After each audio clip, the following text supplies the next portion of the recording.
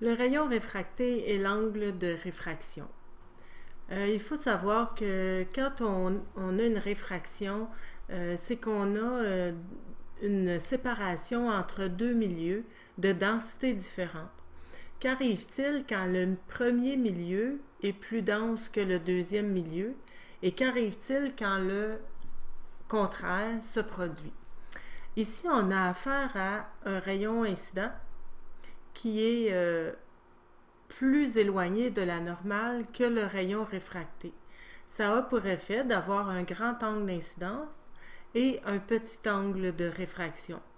Le deuxième milieu, en regardant ça, on devrait savoir automatiquement que le deuxième milieu est le milieu le plus dense. Pourquoi? Parce que le rayon réfracté s'approche de la normale quand il est dans le deuxième milieu.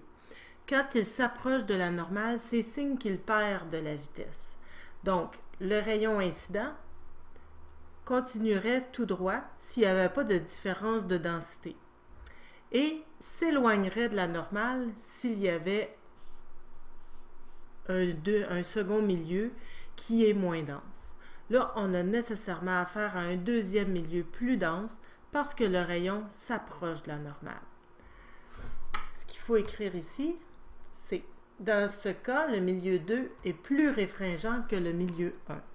Ça fait ralentir la vitesse de la lumière, donc le rayon s'approche de la normale. La vitesse de la lumière est donc plus faible dans le milieu 2 que dans le milieu 1. Le rayon réfracté s'approche de la normale. L'angle de réfraction est donc plus petit que l'angle d'incidence.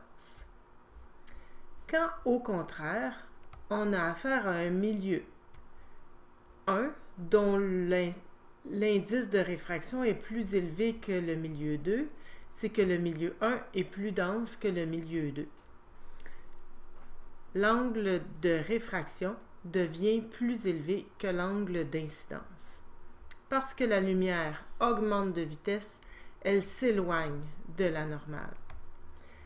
Ici, on doit écrire, dans ce cas, le milieu 2 est moins réfringent que le milieu 1. La vitesse de la lumière est plus faible dans le milieu 1 que dans le milieu 2.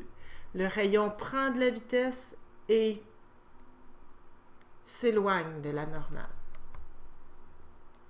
Le rayon réfracté s'éloigne de la normale. Donc, l'angle de réfraction est plus grand que l'angle d'incidence.